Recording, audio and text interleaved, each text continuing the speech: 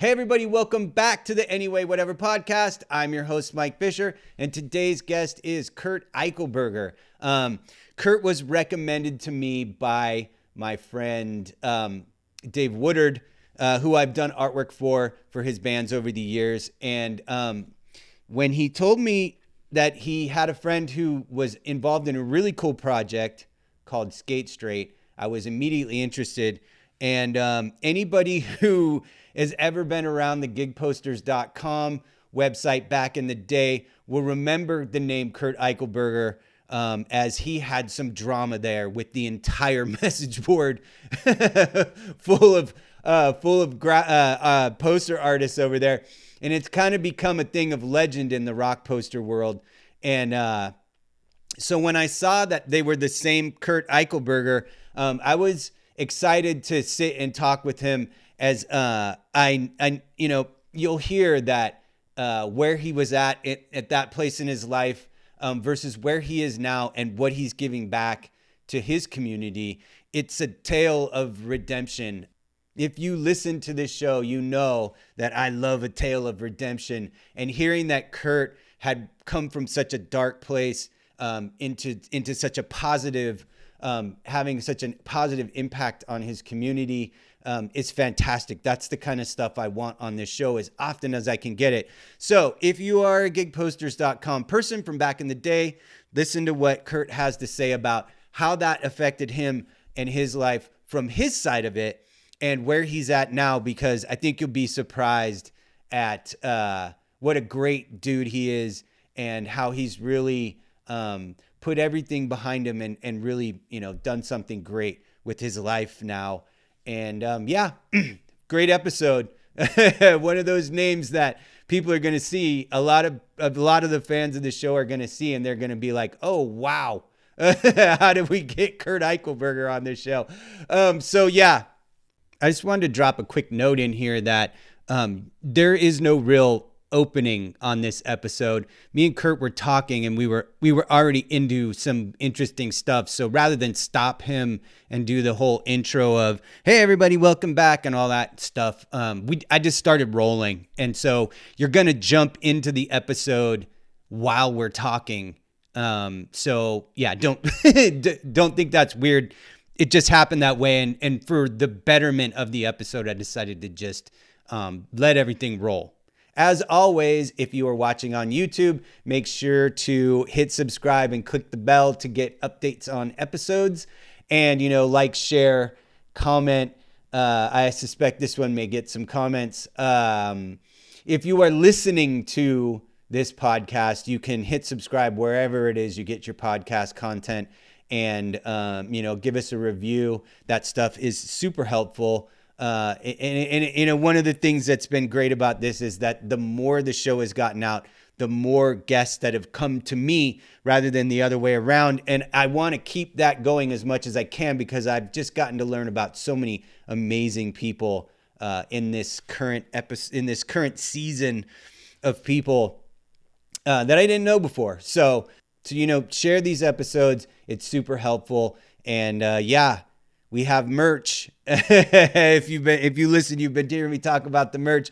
The links are down below in the description. T-shirts come from Warlord Clothing, and the rest, buttons, stickers, etc. Shipped from here. DIY operation, as always with this show. So right on the other side, we'll get to the episode with Curt.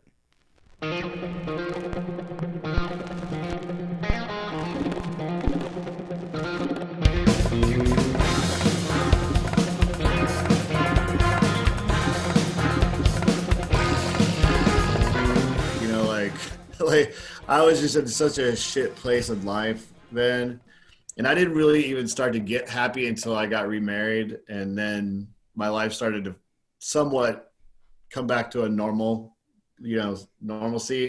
And I think that's when they started posting pictures of my wife and kids, that I was like, all right, this is enough. Like, you can hate me all day, but don't be posting pictures of my kids. That's pretty shitty. And I didn't want my kid to grow up, because you looked up Eichelberger on Google. I don't want them growing up going, we can't even Google our own names, because all this negative stuff comes up about you. And like I said, I personally didn't care about me so much. It was that the effects that was causing them. Yeah, dude, I totally get that. I totally get it. Okay, good. That is a good place for me to have some context of you know where you were at with all of that shit.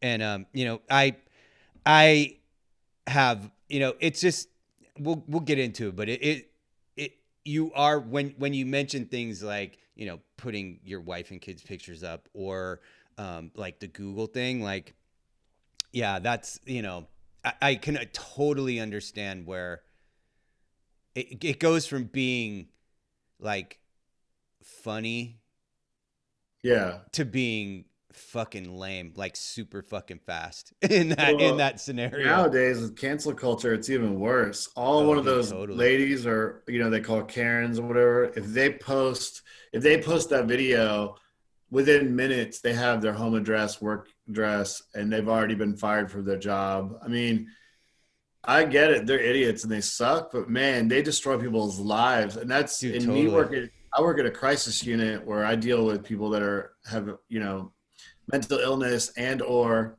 addiction, and both, or they've attempted suicide. Yeah. So, Yeah. I mean, 90% of the people what I deal with, they are people that have gone through some sort of traumatic situation, which could end up being something like that. So, Yeah, dude, there was a video that came out during the pandemic of this woman in Target like freaking out and like tearing down the mask rack and like this is all, and like she's losing her fucking mind. And like everybody who posted it, it was just like, oh, this woman's a fucking asshole. This woman's a fucking asshole. And my immediate thought was, no, this woman's fucking sick, man. This woman is in crisis. She's having some other thing. This isn't her being a stubborn asshole because she doesn't want to wear a mask. There's something else going on here. And then when it goes to the part where she's getting arrested and she's in her garage and her husband's just standing there totally unsurprised that his wife is getting arrested, I was like, that's confirmation for me. They were like in the middle of a divorce and this dude's like, of course she's getting arrested. This woman's in a fucking crisis mode. And I'm the person who sees that other side of things and feels bad yeah. for people. And I think with with the gig posters thing, there was a little bit of that for me where I was in a position where I was like, I felt bad. You were clearly defending yourself from a place where I was like, this guy's getting piled on, and like nobody's considering where he's at in it, you know? And so for me, like I was definitely like devil's advocate on your side of the argument. In the gig posters stuff, Yeah. just because it was like, I don't know, like I'm an empath, and so I immediately like go to defending people, or at least to like diffusing, you know. That's just my the mode that my immediate mode is like a bunch of my friends that they refer to me as the diplomat, because like I'm always the conflict resolution person. Yeah. I've learned to be more of that, but I'm still learning every day, but I'm more of especially back then, was a fuck you, I don't care type of person. And Sure. I'm doing it my way and not going to listen to shit. And that, with age, I mean, I've learned, and especially with being around the internet longer, is the fact that you really can't, especially with the Trump era, I mean, you can't fight with somebody who's never going to see your side. Right. And so, I mean, if I would have realized that a long time ago, it would never happen. People just joined in because it was like kicking someone while they're down. Like, it's just Yeah. really easy to Yeah. jump in and start saying stuff and calling them names but I was like, the old Jay and Silent Bob, where they go looking for everybody on the internet to talk shit about them. Yeah. Like, I was in that mentality. Like, they ain't gonna do that shit if they're here. They're Right. right here. And I'm like, well, no shit, they wouldn't. And then we wouldn't even have an argument. It would have been like, hey, you did this. That's fucking lame. Oh man, I'm sorry. We would have hugged it out, had a beer, and that would have been it. But Yeah. Yeah, that was one of my big problems with gig posters in general, was like that pack mentality. Like even the person lowest on the social rung on gigposters.com message boards, if they were wronged by an outside party, even if they were unliked, the entire fucking pack would attack whoever it was who wronged that person. And that always drove me crazy, because it was like, it was people who had no dog in any fight. You know, it was just those dickhead internet people who were like, ooh, look, I can join in and look like another one of the cool kids. And it's like, that shit always fucking bugged me there. And I had my own role on that website, that is not who I am now at all. But yeah, that was always a rough one for me. And like with your stuff, it was like, where I was coming at from it. Also, by the way, I just started recording because this is an awesome conversation, and I'm gonna have to go back and edit something together, because I like where this is going. But my whole thing in it was that, most of the stuff that you had used in your own art was stuff that was found art by other people. And so the thing that made me annoyed was that these people were angry that you were using their found art. And I'm like, it's no different than what you did with it in the first place. Like, I think there was like a thing where it was like a two-headed James Brown. And like, James Brown. And I was like, you didn't fucking take that picture. Like, you just took a picture at James Brown, give him two heads. He just reused your reused art. Like, it was a weird argument for me. Like, it's not like you took somebody's painting and put your name on it and was like, look, I made a painting. It was like you were repurposing art that was already made out of repurposed art. And so some of that argument on the gig poster side, I was like, I'm not even having it. Like, you got no room.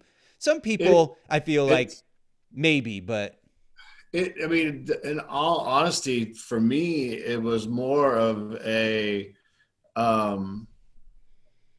you know, I'm inspired by old skateboard graphics, album covers, concert posters, old pop art stuff. I mean, I would consider myself more of a Andy Warhol type of artist, where I take things that already exist and make them different, but it was always one-off stuff. I didn't mass produce anything. I didn't run prints or make shirts. I didn't do anything that sold a lot of stuff. I just took things that were in my environment and put them together almost like a collage.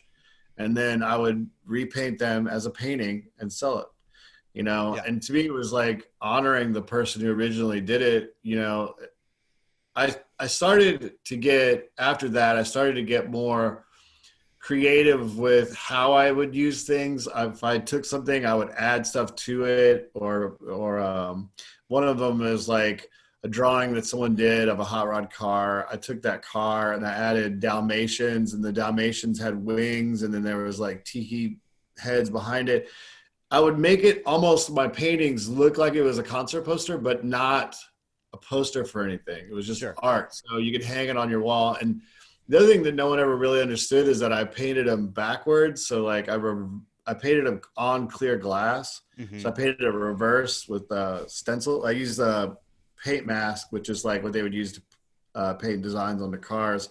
But anyway, so it was really kind of like, for me, it was different. It was like no one really was doing that. I don't think anybody really does it, but today. But it was just how I was doing art back then. And then it just kind of like, I got shit for it there.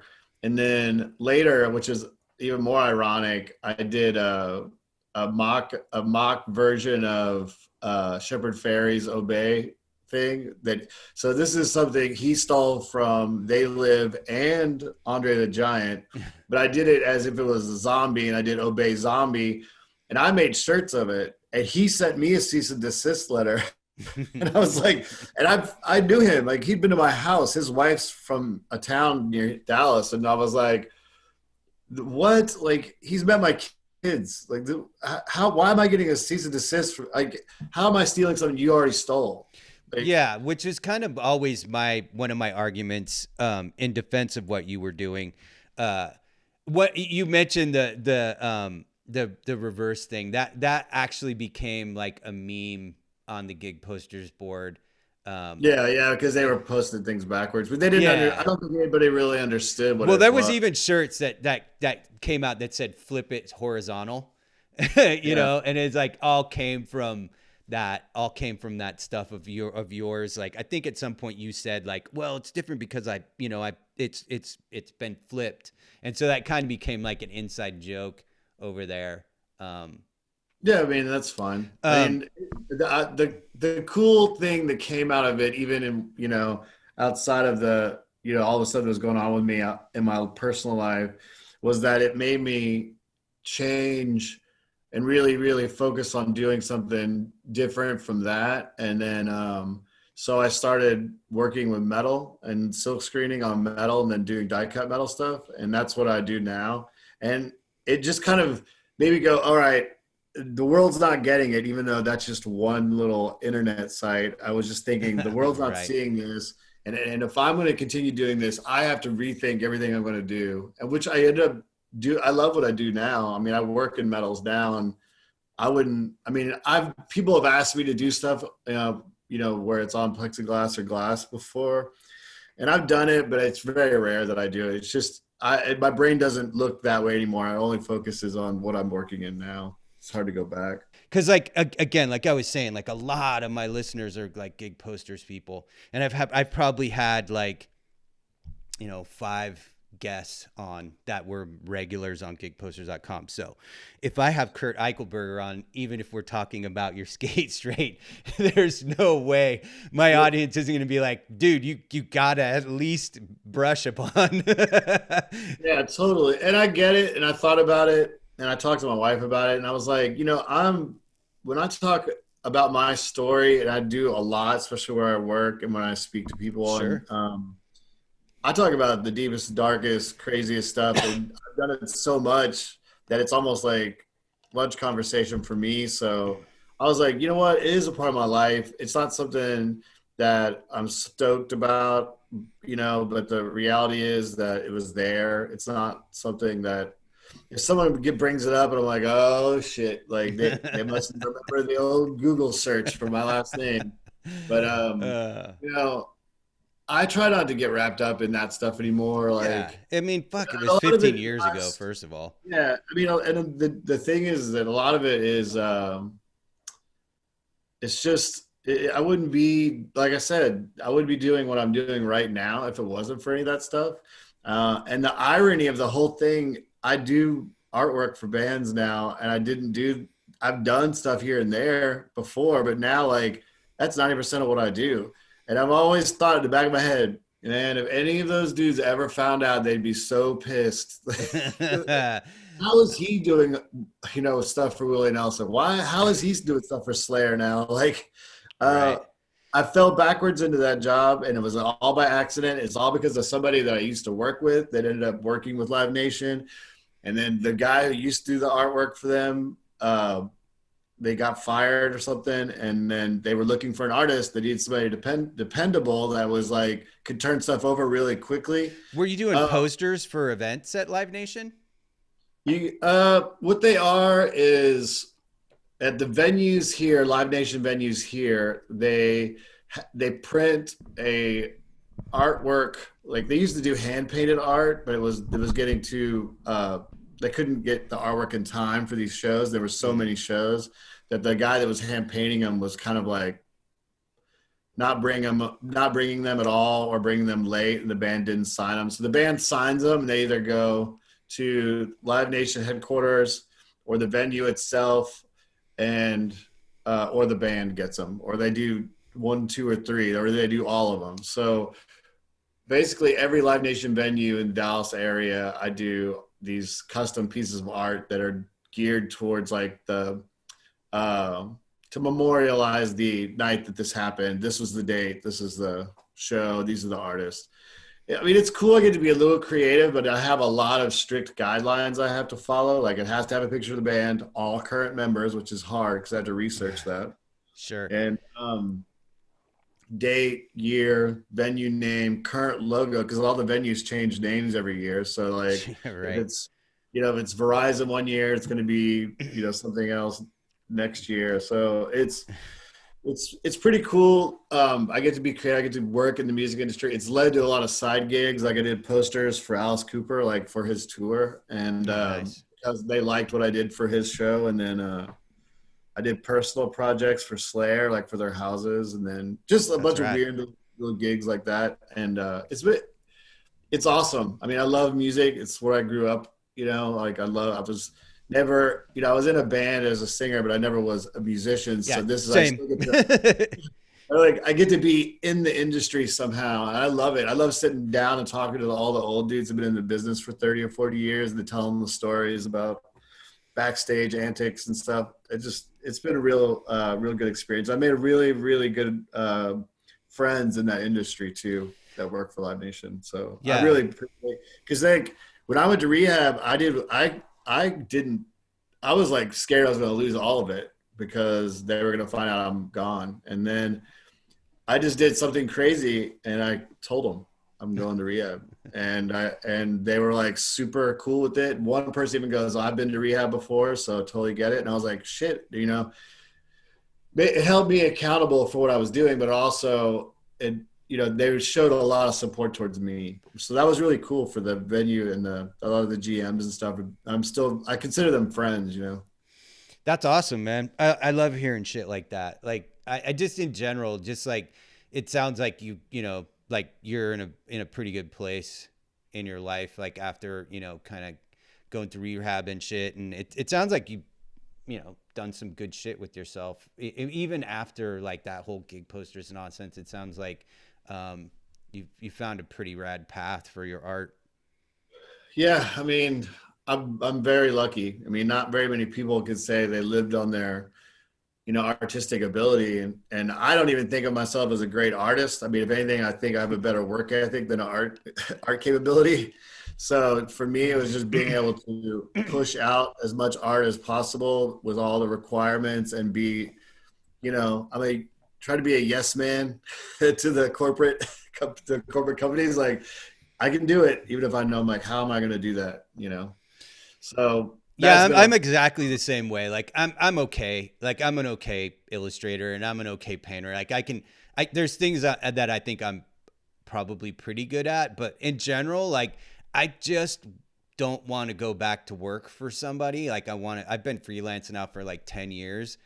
And so for me, it's work ethic. It's about just every single day you're making something. And so, like I always have like 5 projects in the air at all times. Like I have not had any times, like probably in 7 years, where I've had zero work to do, like paid work.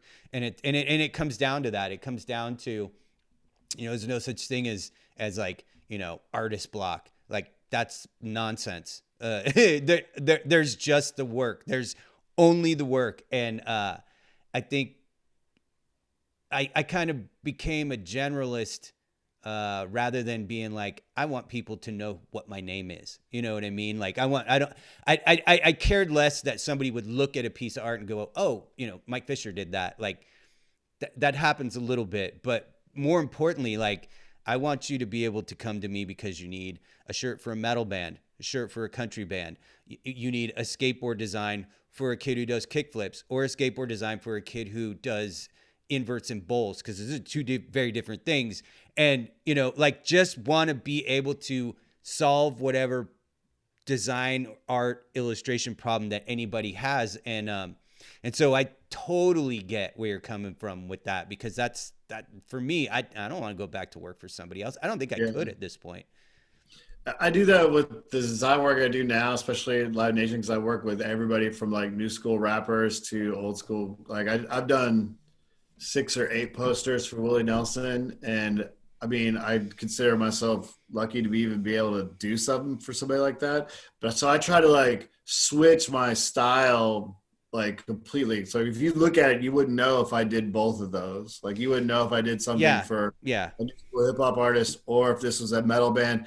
I try to see what the band is, what they sound like, and then build it off of that, as opposed to me putting out what I want to do. You know, every now and then I get a little bit of creative freedom, but for the most part, I try to make it look different, as if there's a bunch of people working, as opposed to just me making it up. You know?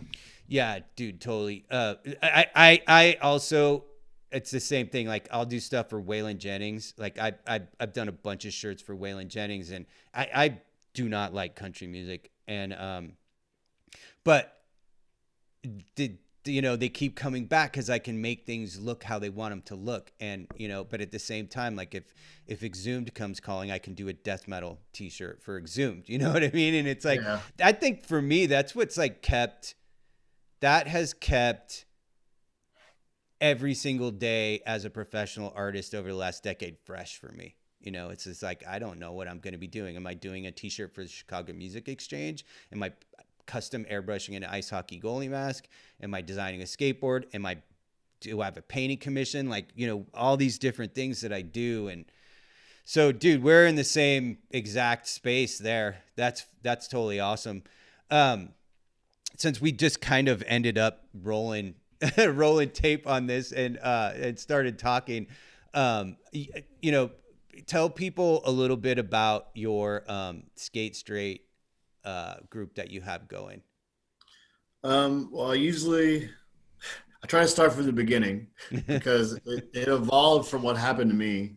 After years of drinking, and doing drugs since I was 14, and you know, it progressively got worse, like it mostly does for a lot of people. And I got to a point where I needed help, and you know, to where I was probably going to lose everything. And then I didn't want to lose all my stuff, my family, so I decided to get help. I went to a rehab facility because that's what you do when you have problems. You go to a rehab, and I thought that's what I needed to do. And I went there. While I was there, I really wasn't happy with the way recovery was kind of put in front of me. Like, cause I didn't know anything about recovery, never been to AA, never done any sort of recovery therapy, or never even really thought about quitting anything. So this was all new to me. And I was going to these AA meetings in the country, because where I went to rehab was out in the middle of South Texas, and it was in the middle of nowhere. So in these little towns, I would go to these AA meetings, and it was a bunch of grouchy old dudes, and I was just like this in dark rooms, and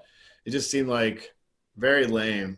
Like, I was like, it can't be like this. It has to be more of a like-minded people out there that are in recovery. So what do I do?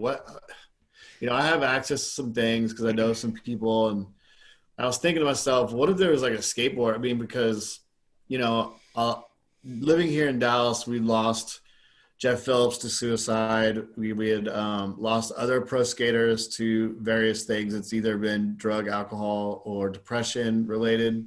Mm-hmm. And I was like, well, maybe we'll just do, because I knew some people that were sober, and also knew some people that were struggling. And I go, maybe I'll do something, or like maybe try to start like a little skateboard group that's sober, and we can get together and skate. And basically, that's where Skate Straight came. I mean, I couldn't think.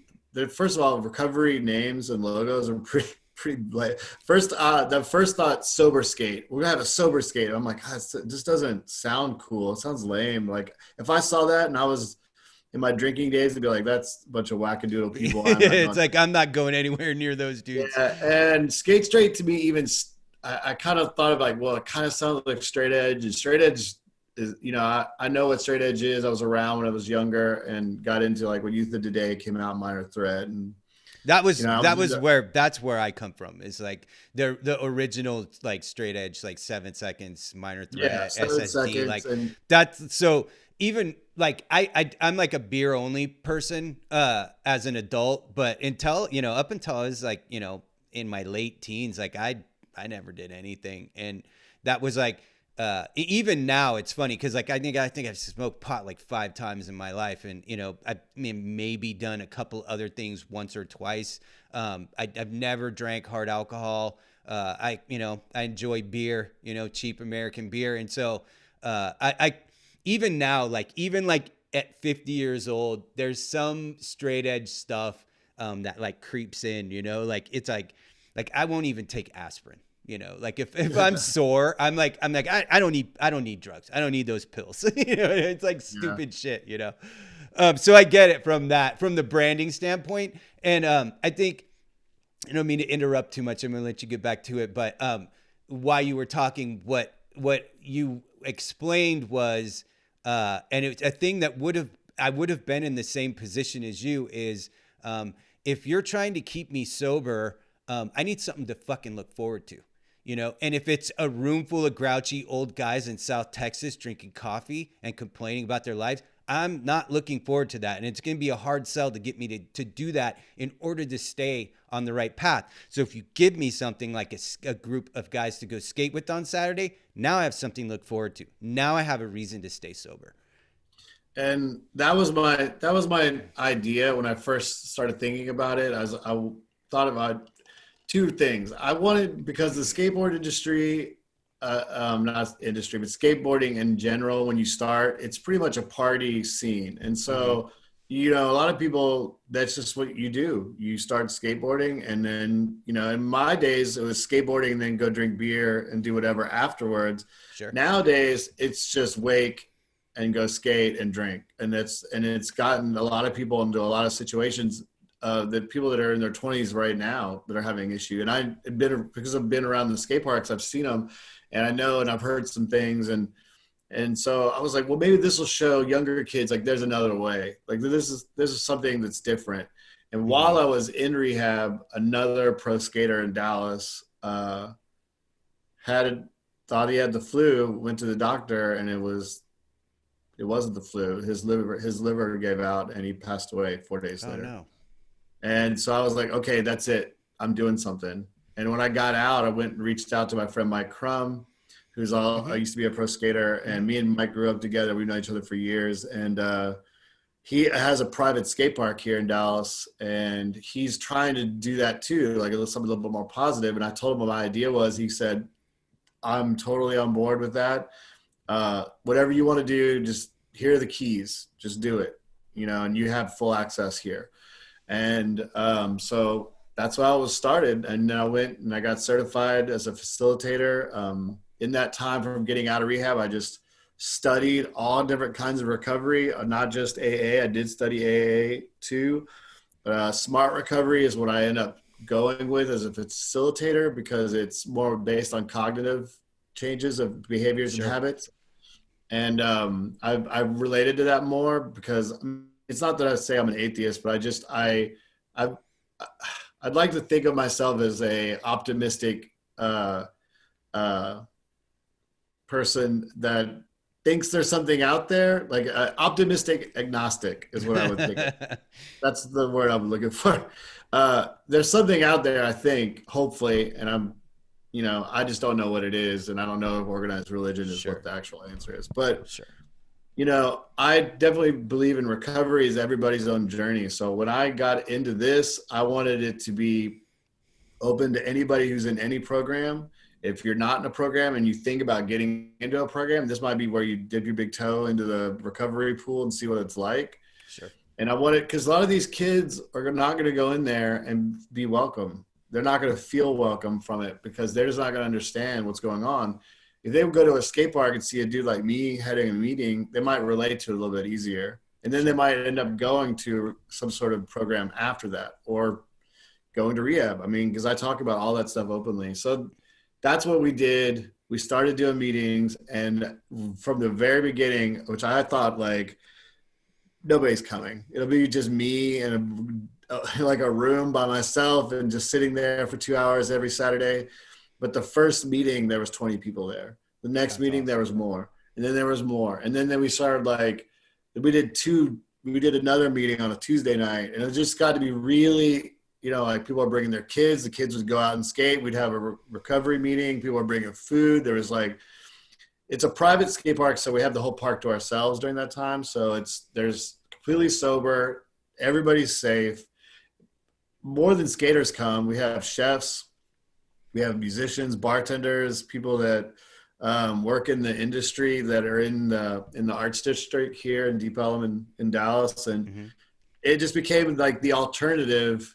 What I call like the freaks and geeks table in the lunchroom. It was everybody. Everybody never felt like they fit in anywhere. We're like the weirdos of recovery, and that's what it is. And we, I keep it real loose because herding skateboarders and musicians to do anything by rules. It's like herding cats. Yeah, I mean, it's like that's the whole point of our lives is to ignore as many rules as we possibly Yeah, can. so I keep it super loose. We have like meetings outside, especially with COVID now, but we used to just have meetings outside. No recovery groups are doing that, at least as far as I know, not in Dallas anyways.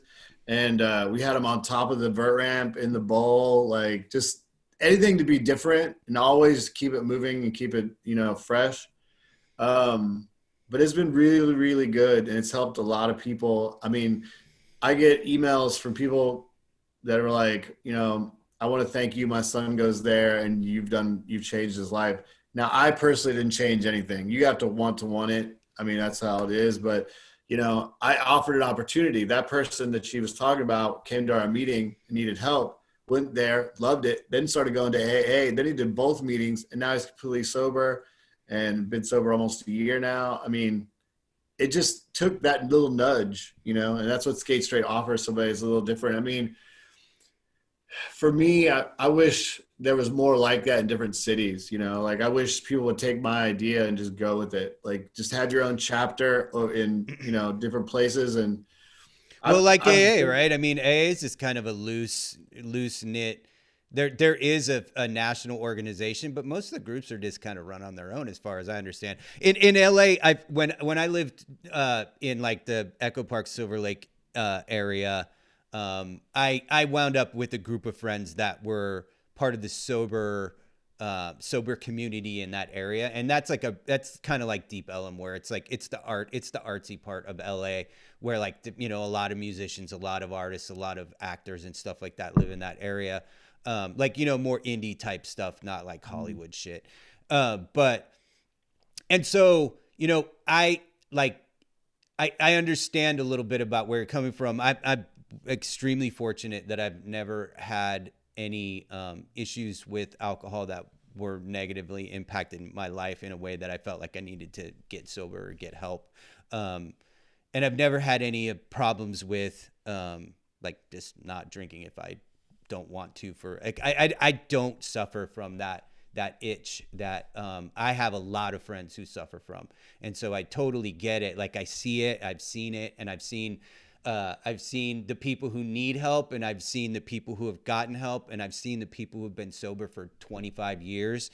And so I understand that journey really well. And I think it's cool because at where I was kind of going was that the sober community in Silver Lake Echo Park is sort of similar, where it's not a bunch of like normal people getting together to stay sober in a group setting. It's definitely more of an outsider group of people. And so I can kind of see in my mind's eye what you have going on when I join that thing that I know with the skateboard community that I know, and I can see how that would be of super benefit to a certain aspect of society and culture, especially our culture.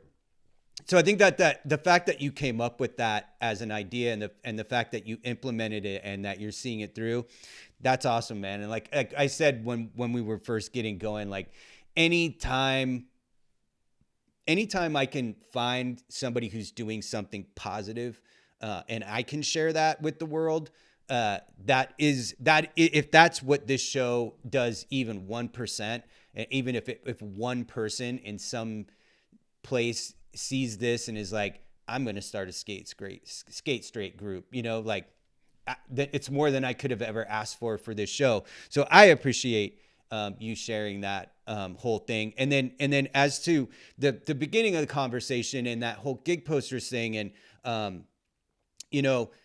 in the rock poster community, your name is everybody knows your name from the gigposters.com thing. And it's like you're kind of a little bit of a meme in that respect. And for me, one of my favorite things about human existence is like redemption, you know, like just realizing that you had an idea about the way something was, and then you find out later that there's been some advancement there. And the fact that you were like, yeah, I was in a shitty place in my life, and I handled this situation wrong, and now you come to where you are and you're like, I totally, like, you totally a different like mindset. And I love that kind of shit too. Like I love people on the come up all the time, like advancing their story. So that's rad for me to talk to you. Yeah, the gig poster thing was funny because that's such a smidgen of what was really going on. There was Sure. so much bad. Like there was so much bad. And it was all nothing good. And believe me, if you think that was awful, I was way worse of a person. And believe me, I would be doing amends for the rest of my life to apologize to the people that I hurt, harmed, or offended. So yeah, I right now my goal in life since I've been sober, and I've studied a lot about PMA and doing a lot of positive mental stuff, and Sure. I'm working in recovery. I work at a rehab facility that's a state funded rehab facility that honestly, like, people you see like at an AA group in Silver Lake, these are mostly homeless people that have severe mental issues on top of having drug addiction, and every day. It's got to be way more intense than a bunch of hipsters. I mean, it is. You have to kind of disassociate a little bit, but you still want to keep the caring part. You want to help them. My part of my job is to walk through there with them. I get assigned to a peer, and I walk with them through their treatment, and then try to find somewhere for them to go afterwards. And so I built a connection with these people, every one of them. And it's so funny because before this, I could barely remember people's names. Even if I was friends with them and I knew them, I'd see them out, I had my wife with me. I'm like, all right, you got to ask this dude what his name is before he comes over here, because I don't remember it. And I'll remember their faces, but now I can tell you every client I've had, because I build a emotional attachment to them. But, at the same time, working in addiction and that kind of stuff, I have to have a detachment from that as well, because I mean, it's already happened. I see them more than once. They come through those doors more than once. And sometimes, the news of what their future holds isn't always great. I've already experienced that the first week I was there. I mean, even getting out of rehab, people I was in rehab with, I think 4 have OD'd and 1 committed suicide 3 weeks right after I got out. And that was somebody that I hung out with every day when I was in rehab, because he was the only skater in rehab. So me and him ended up becoming friends. And now it sucks because I didn't know his ex-wife. I didn't know his mom or his kids. And I talk to them all the time. Like, I mean, I'm planning on going, when COVID's over, going and staying at his mom's house in Oregon and hanging out with her. I mean, and this is somebody I knew for 30 days, Yeah. Yeah. That's like, even, just as a like a cultural thing in like the punk and skate scene, and the music scene of all types. We all have that story of people like we watched like go through it and not make it out the other side of it. And so yeah, I can imagine putting yourself directly in front of that bus all the time as a way to be of service. That's an act of bravery, man, because that shit hurts no matter what. Like whether you know somebody or not really deep, that shit hurts when you see people succumb to that shit. And that's that. I applaud you for that. Like, yeah, just one of being of service in the that hard way. things is seeing little kids come through. I say little kids, 20, 18, 19, 21-year-olds, they're punk rockers, skaters. I see it, how they're dressed, pink hair, mohawks and stuff. And of course, I'm the one that's going to be assigned to them, because they always assign the rock and roll looking people to the rock and roll peer Sure. recovery specialist. And so I'm just like, man, I tell them my story. I've walked in your shoes, so there's nothing you can't tell me it's going to be shocking. And I try to help as much as I can, but I just know that it's going to be so hard for them because they're so young. They're going to go out and everybody they know is doing it, so it's going to be really, really tough. Mm-hmm. But I just try my best, and I try to put on I try to tell everybody about two things a lot of people don't know about. One is straight edge, which I think recovery communities should actually know more about that, because we can get people into knowing what straight edge and straight edge music. It gives them a whole scene to kind of surround themselves with. Yeah, And they music can that realize, speaks to your goals.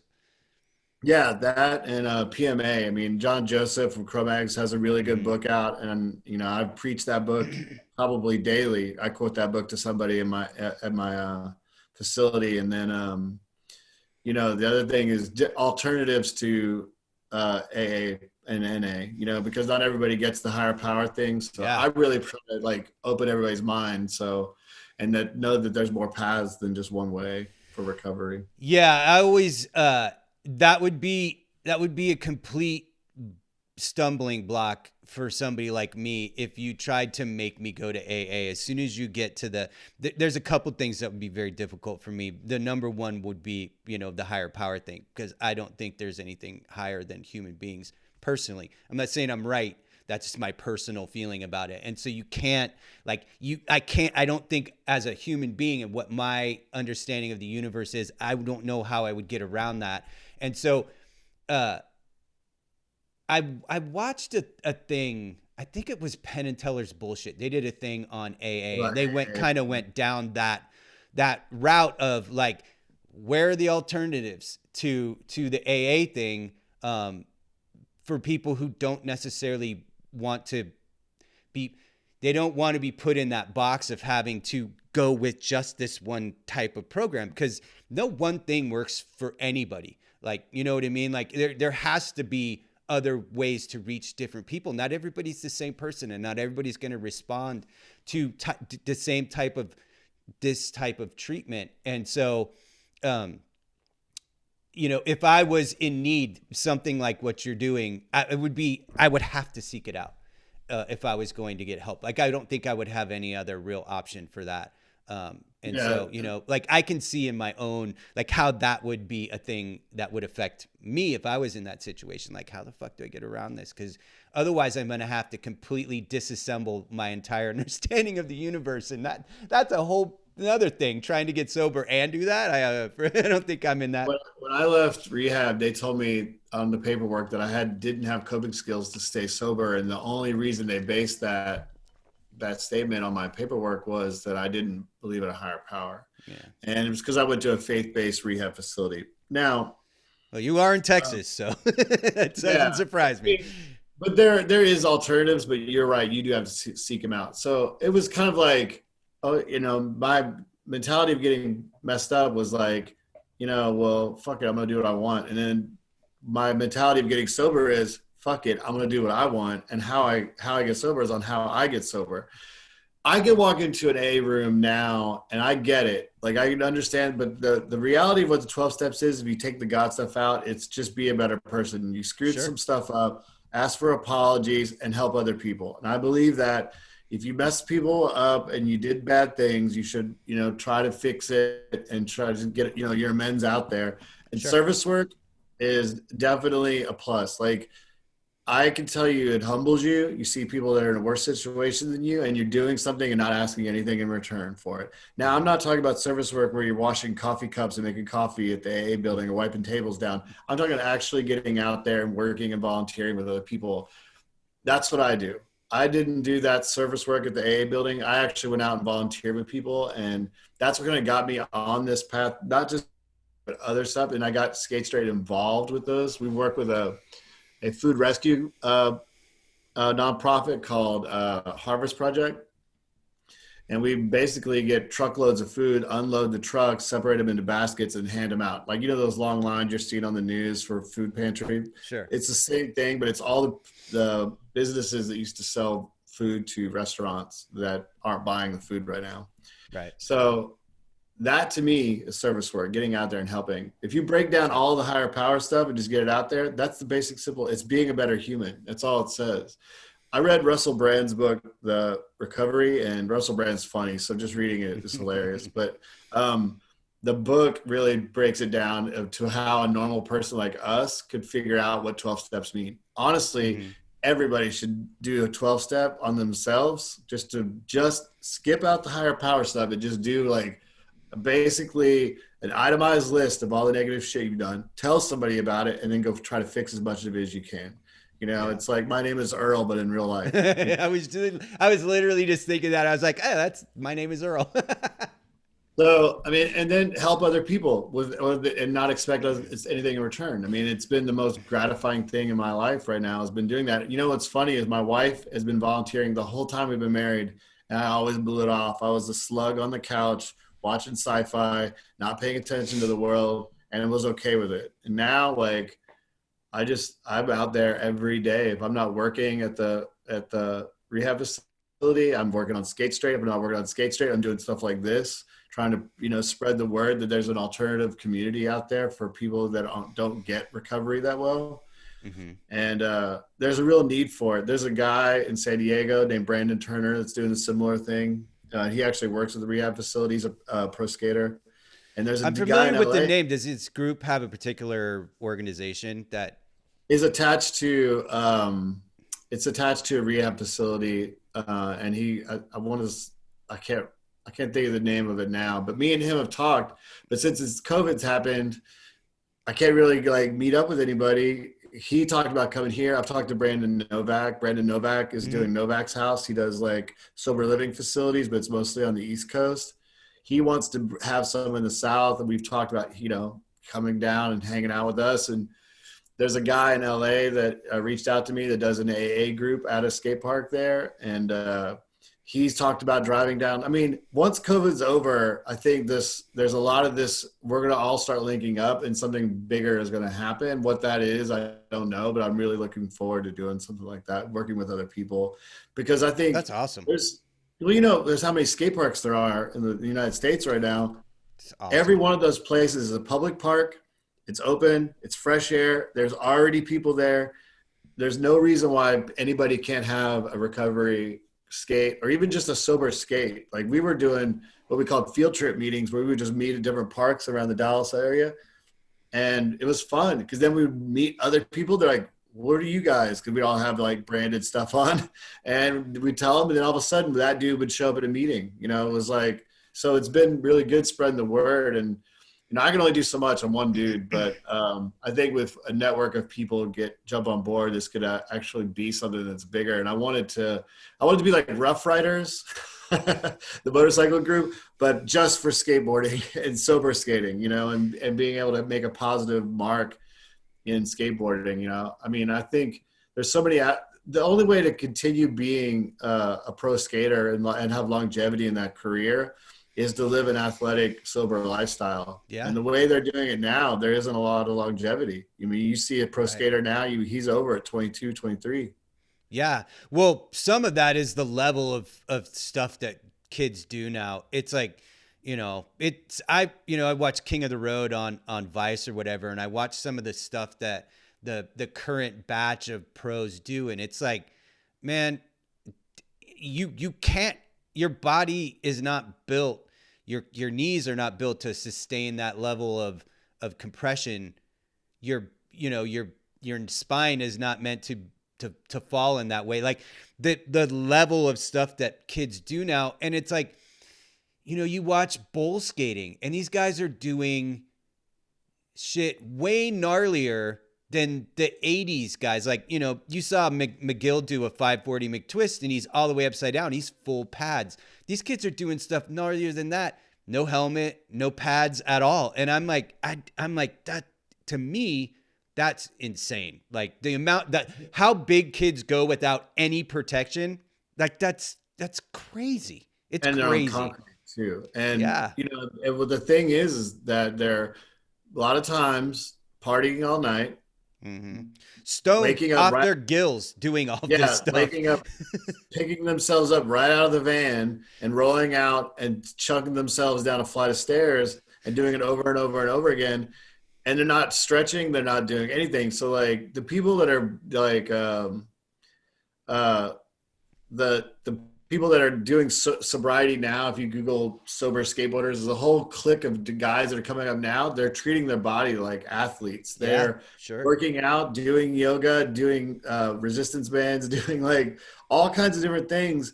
and they're sober, they're eating healthy, their career is going to be longer because they're waking up and actually training to go do this stuff. Yeah. And I mean, I think that is going to be what it's going to, because it's so big now. The industry is so big that I would almost guarantee that at some point, if a company wants to, sponsor or make you pro, they want to make sure the money invested in you is actually going to be, invested, and they're going to get a return on that.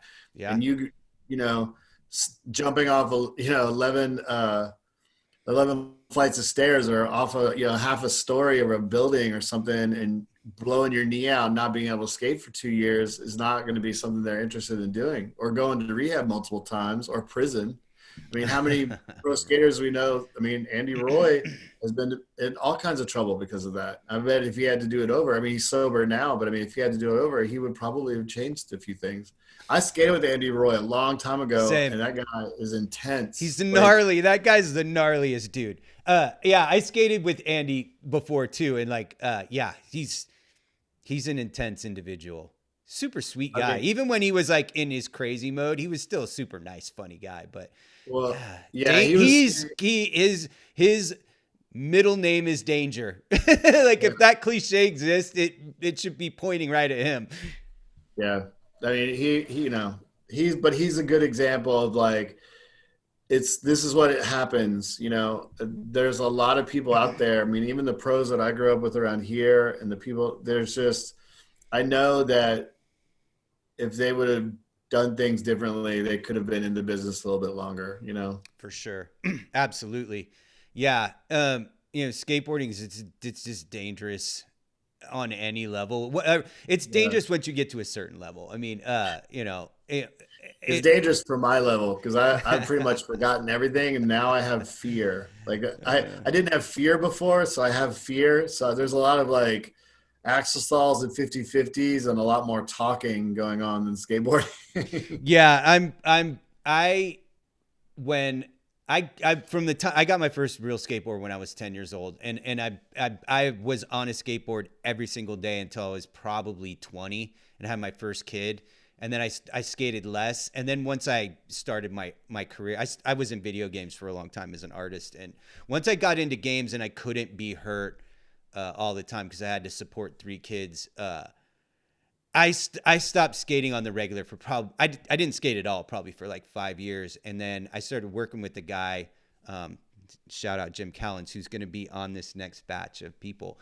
And he was like just out of college, and we hired him as a game designer, and he was a daily skater. And he's like, we were talking, he's like, you should get a skateboard and start skating a little bit with me. And so I bought a board when I was probably like 27, like late 90s. And then my sons, who were like 5 and 7, they like immediately, that was their that all they wanted to do was mess with that skateboard.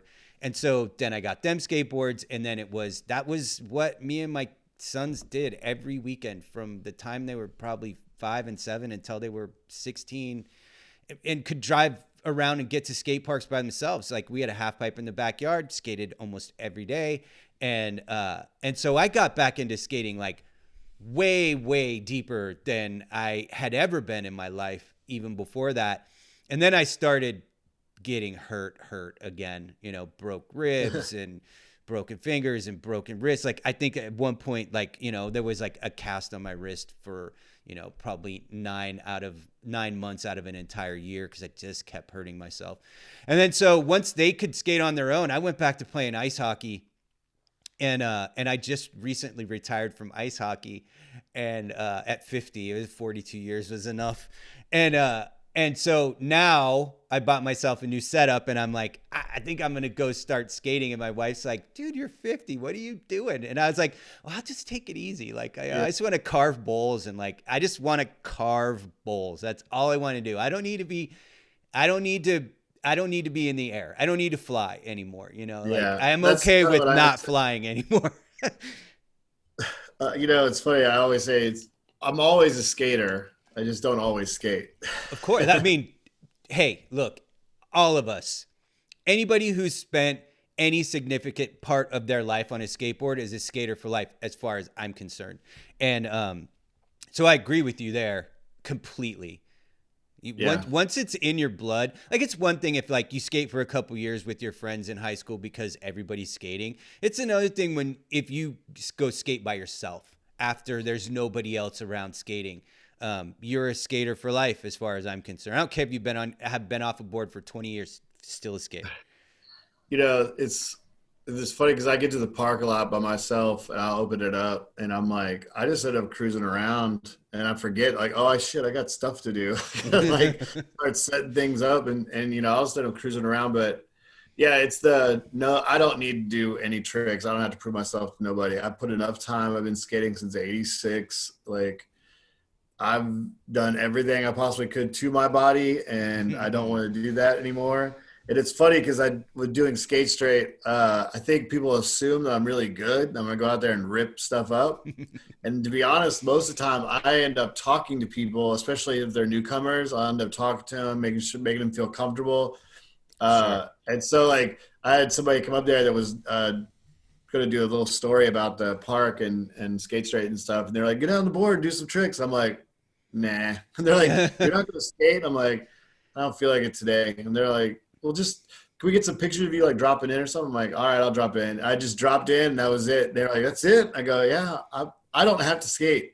I've proven myself. Like I've been on this board for many, many years. I'm here to help other people through skateboarding, but not actually have to I don't have to rip and do giant tricks. And the one thing I don't want is stuff on my wrist. I mean, I did the same thing. The first meeting we had, I fell, slammed on my side on a concrete part, messed my ribs up, thought I broke my ribs, and I was like, shit. Like maybe this was a bad idea.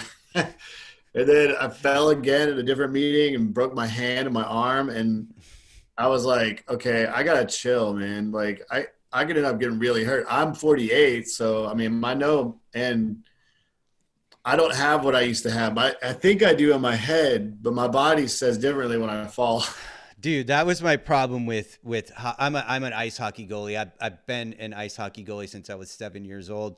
I'm in my late 40s, I was at the point where I was like, I have to keep moving down divisions, because I have to keep taking my skill level down because my brain is like, you need to get to that puck and I can't do it anymore. And then almost exactly a year ago, I tore a meniscus in my knee, and that's the first major injury I ever had from hockey, which is insane. Aside from broken fingers, I've broken between skateboarding and playing goalie. I've broken every single finger on both hands at least one time, and so it was like I had a year off. I had almost a year off from playing to let my knee heal, and when things started getting back going, even, with the COVID stuff, I was like, I didn't really miss it that much. So I think I'm just going to retire. And then, and so my friend Jim, who got me back into skating 20 some years ago,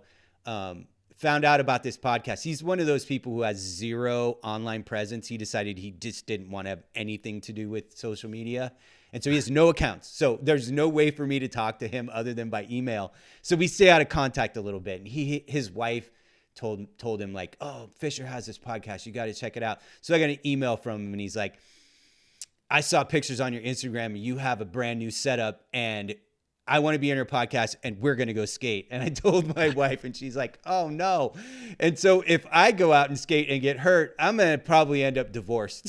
So I have to take it easy. I love my wife too much. My wife was like, you need to get out. You need to get back on your board. You need to get out to the skate park and hang out with your friends. And I'm like, okay. And then I fell and I came back and my ribs were messed up. And she was like, and I was not only hurt, but I was hurt for probably 3 or 4 weeks. Like every time I moved, every time I slept, every time you probably cracked them then. Yeah. Yeah. I went to the doctor. He said they were just really, really bruised. But I mean, I was being such a wimp about it. And she was like, okay, maybe you should just need to chill. You don't need to.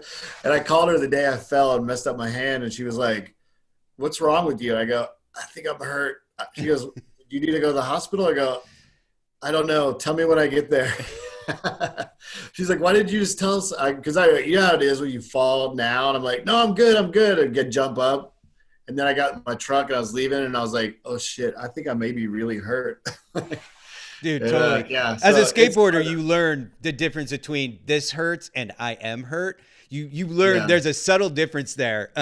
You know, when you've decided to be a skateboarder, you've essentially decided to live your life in daily pain. And so you learn the subtleties of that. Like I need to go in and have an orthopedist look at my ankles, because like I could never sneak up on anybody. My ankles, from rolling my ankles so many times over the years, like both of them are just, I stand up and it sounds like fireworks, you know, and it's like, I probably could have those fixed, I'm guessing, but.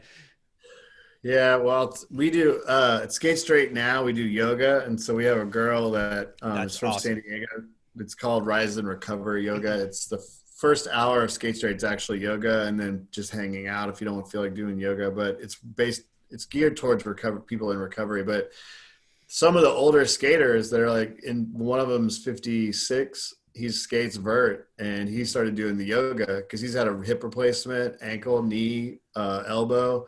And so he's like, I have to stretch. And so other skaters started jumping in and doing it too. So now it's like, they keep telling me, man, because my knees, my ankles, my arms, they all popped, are all messed up. And like, if I sit in a position too long, my knees will lock. And so they're like, you need to do yoga. You need to do yoga. Well, I tried it. It hurts. Like, it's not easy, man. Yoga is hard. Like if anything you've ever, and you didn't stretch it out for as long as I have, it's like stretching a bunch of dried rubber bands. It's bad and it hurts bad. I'm like, I used to make fun of it saying yoga, that's what I can't handle it. Like I seriously, I did about 10 minutes and quit because it was too intense for me. So yeah, it's something I'm going to be working on. Stretching is something I needed to work on. I mean, I started exercising, but I can't get into the yoga thing. Meditation is about as close as I get to yoga. Yeah, a couple things there. One of the things that I would say is that I think it's super rad that your meetings and get-togethers are like almost like a full service thing. Like, you can do yoga, you can skate, like you got food going on, like it's a family environment. Like, just the idea that there's a destination that people can go that's like all healthy alternatives. I think that's super killer, dude, and that should be applauded for sure. And the fact that you took your time and energy to do that is amazing to me. And as a person who is from the same cultures as you are, music and skateboarding and punk rock and metal and all that stuff, like, I appreciate that you've done that for our people, you know? Yeah, I mean, we're working on doing skate lessons for kids. We had Will Cortez. He's a pro skater right now. He came out and taught little kids for free. And also the other thing, everything we do is for free. The only thing we do, like, we don't take donations like a lot of programs do. We just ask you buy merch. Like, if you buy a shirt, all that money goes back into it. But awesome. It's all for nonprofit. I wanted it to be free and accessible to everybody, no matter what. And that's why we made sure that it was free. So everybody that is there, volunteers, everybody that, you know, does something. It's come together, and it is what it is. I mean, I like thought of it and put it together, but the reality is that it's a group of us that do it, and I wouldn't be able to do it to what it is today if it wasn't for the help of some of our core employees. So shout out to Stev and Eric for helping me organize all my online presence, because if it wasn't for them, I'm not always accessible, you know, to do it. So, you know, answering emails for people that are in crisis and helping others, it's a team effort for everybody. Yeah, well, I mean, you're just a human being, dude. Like, everybody has their limits, man. Everybody's their own individual. There's, you know, everybody's better suited for different tasks, and, you know, so don't be hard on yourself in that way, for sure.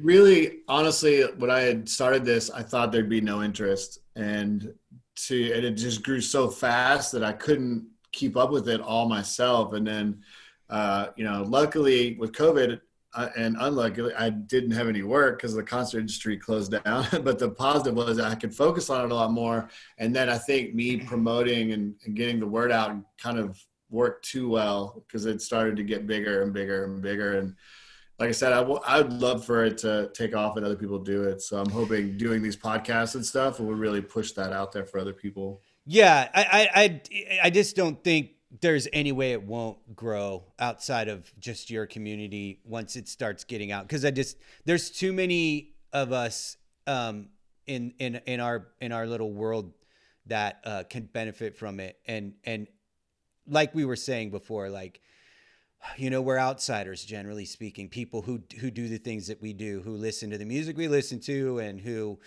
you know, are heavy into the skate culture. I mean, we're outsiders. And that's one of the reasons why I think addictions and depression are such huge factors in the number of people who are into the culture that we're into.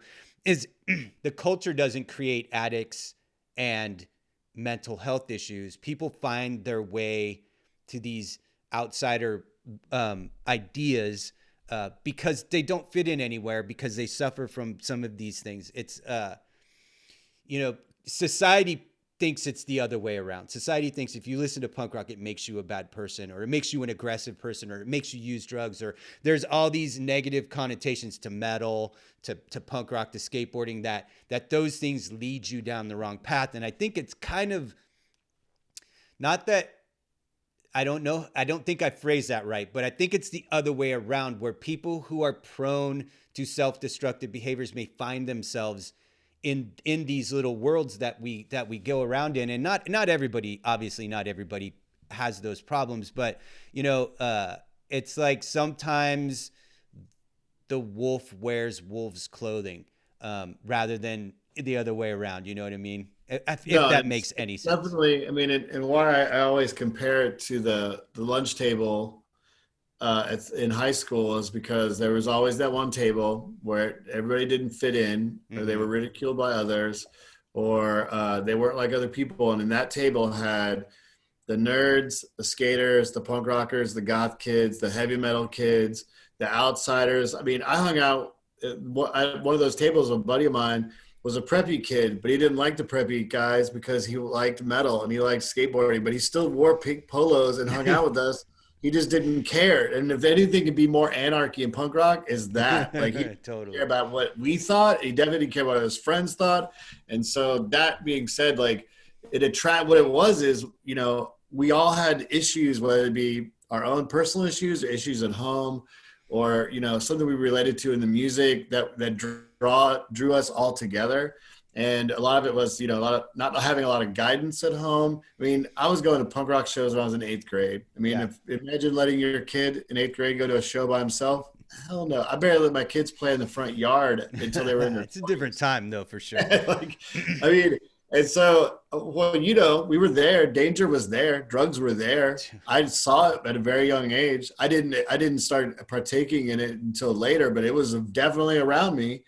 And I mean, imagine, you know, some of the people I knew there, they were runaways. So it was this fringe culture. I was one of those. All ended up hung out together, and it was a little bit of everybody. Especially in the beginning of punk rock, you knew that, like, no matter what it was, that show that was playing, you went to it. If it was Susie and the Banshees, you went. If it was 7 Seconds, you went. If it was a spoken word or weird art video that they were playing, we went. We didn't care what it was, just because we were all going there. So, I mean, I remember going to see Bad Brains, and there were skinheads and heavy metal guys there. And it's like Bad Brains, you know, I mean, that's the thing. It's like a lot of people don't understand is the scene drew everybody that didn't fit in. Yeah. And it became what it is. It's a little bit more organized now, thanks to, you know, 40 years worth of time. I mean, it's more segregated as far as, like, okay, screamcore goes over here and emo is over here. But I mean, back then we all went to every show. It was like there was punk rock, there was hardcore, there was heavy metal, and then that was it.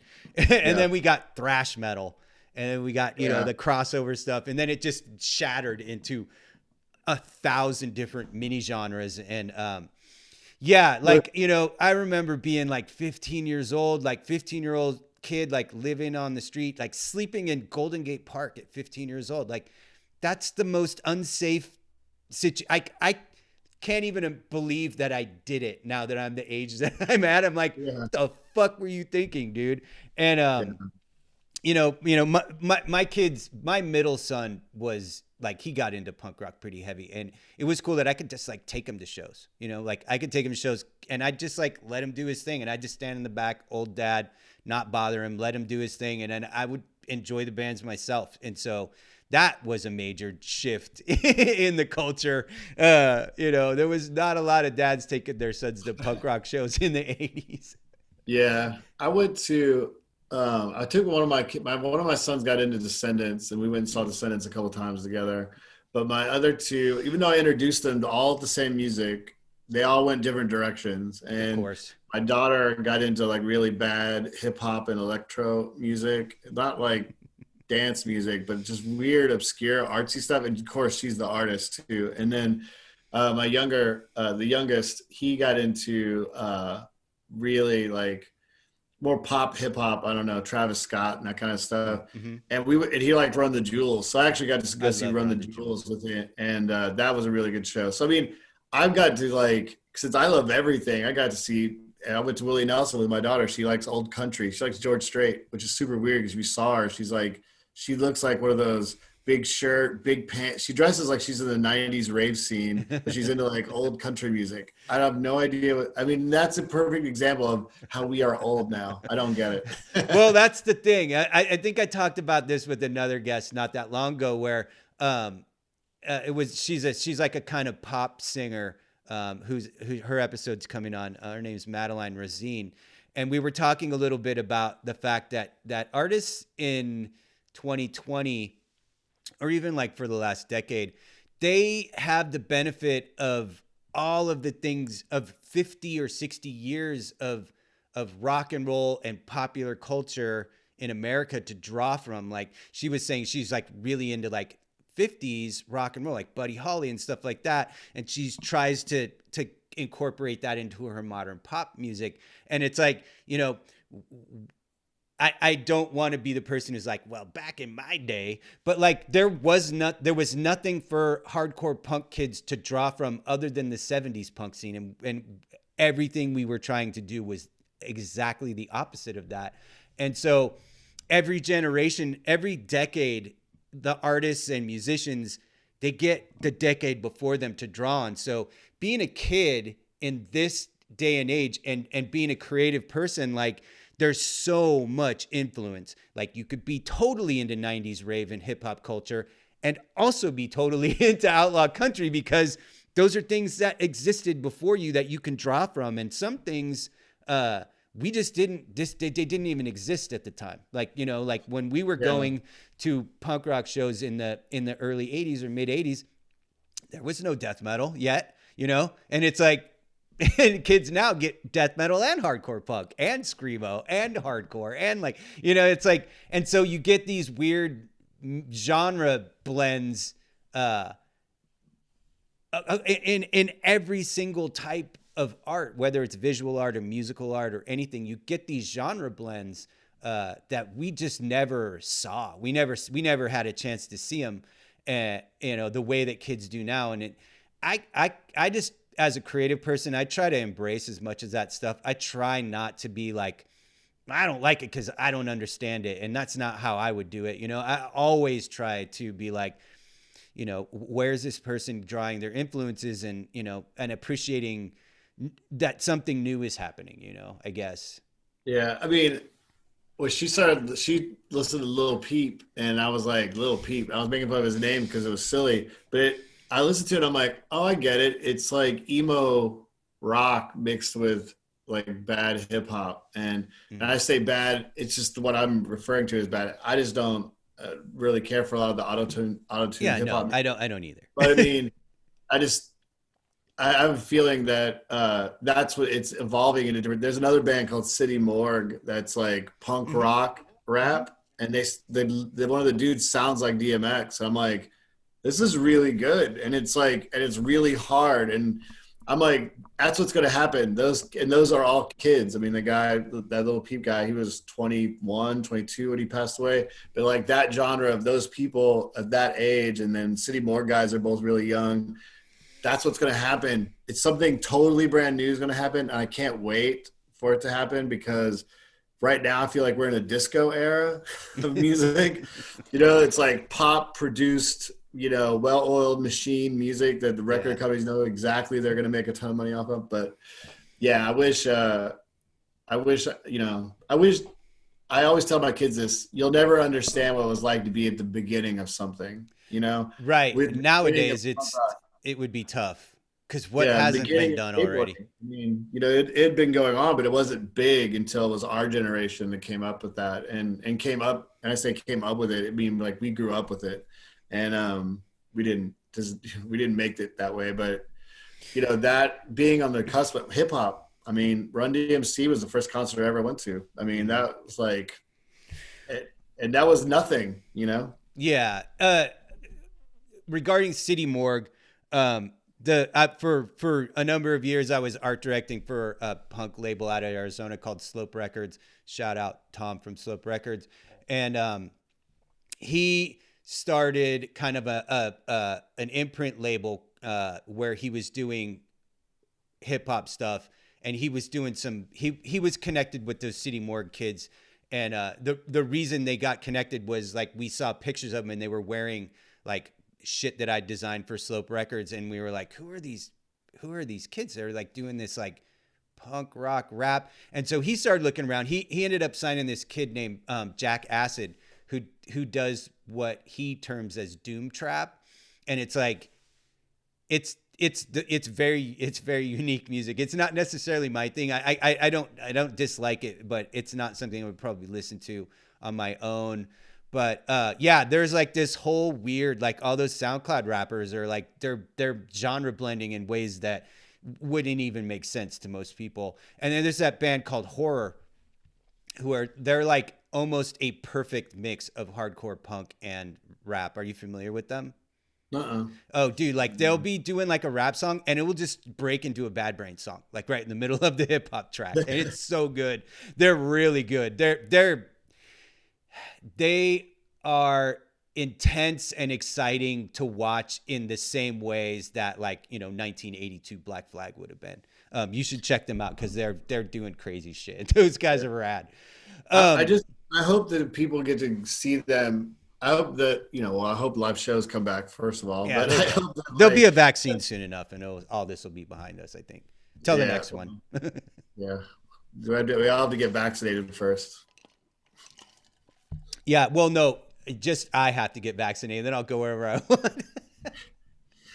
Yeah, I heard, through the grapevine of the concert industry people that you'll have to get vaccinated to get a QR code on your phone, and that's how you'll get into shows. You won't be able to go into a large crowd without having your QR code with you. Yeah, well, I have tickets to Psycho Las Vegas for next year, and so we had them for this year, and we couldn't go, obviously, and so they folded over to next year. So I'm hoping by August it's all been resolved because I want to go see Danzig. Yeah, I have to go to a show because as it stands, the last concert I went to was Journey. Ooh, nobody wants to go out on Journey. I mean, I love Journey, but I mean, my wife's a huge fan, and we've seen them a bunch of times because of that. And they were playing a private concert for a roofing company here in Dallas, and I did the poster for it. And so I got in, and it was like we were super close. There's only like maybe about 1,000 people there. Wow. So wow. It was really cool in that sense, but at the same time, I didn't know the world was going to come to a screeching halt like 6 weeks later, and I didn't go to a show. I was like, so everyone goes, "What was the last concert you saw?" And I'm like, Journey.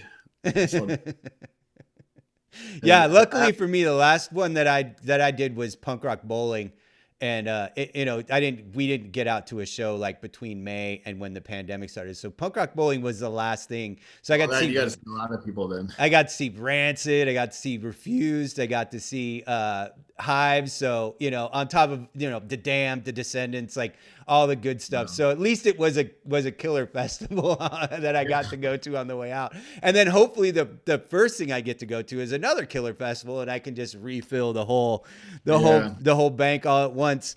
I want you to shout out all the places where people can find your straight skate stuff or skate straight stuff. So on Facebook, it's Skate Straight Dallas, Texas. And on Instagram, it's Skate Straight Dallas. And then we have a interview page where we interview people in recovery, and it's at skate_straight_talk. So it's skate straight talk. And it's basically just a little 5-question interview of people and their stories and their roads to recovery.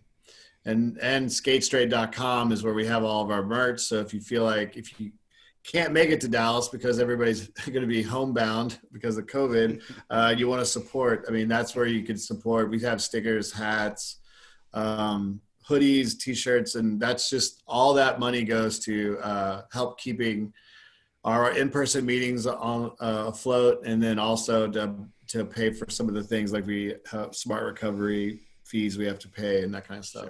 Sure. And I'll link all that stuff down in the description below so that people have access to those links as long as this episode is up, which will be forever. And you know, on a personal level, you were recommended to me by a mutual friend of ours. And immediately I was like, oh God, Curt Eichelberger, because, you know, like I'd kind of mentioned, like you exist in a space in my mind, from 15 years ago, that was like an incident. And all I know you from is from that gigposters.com whole business. And then I had mentioned to you when we were first chatting that, you had done some work for my wife's clothing company around that same time. And so,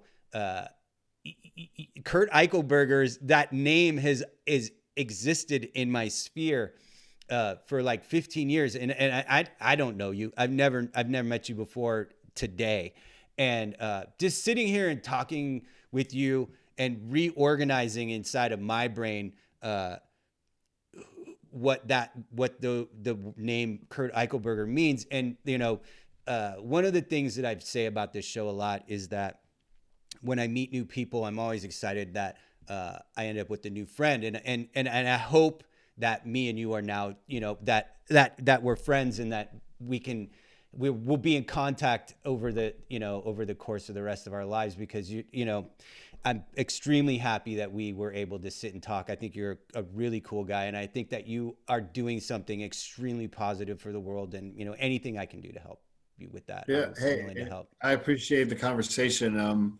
Like I said, it was kind of a weird, dark time for me, and so talking about it is somewhat therapeutic, I guess, because not a lot of people would get it. Because when I go, yeah, these people hated me, people are like, "What, gig poster? What?" Like, they didn't get it and they didn't understand, and I was the only one holding that in my own brain as it being this dark cloud over me, and no one else that I knew, even in the industry, didn't even, like, especially like people I work with now in the music business, they didn't know what it was. So it's good to talk about it and get everything out there, and being an open book. Now I talk about I told you, the good, bad, and the ugly. I tell everybody about it. And I appreciate the opportunity to come on here and be able to talk about the things that that I'm doing to try to help others that are like us, you know, that need help, and show them there's different ways. So yeah, anything like this. And hey, anytime I get to talk about old skateboarding and old punk rock stuff, I love it. I mean, music and skateboarding and everything, for me, is my life. I live my life around it. I've grown up in it since I was a little kid, and it's still around me to this day. As you can see, these are all the boards. Yeah.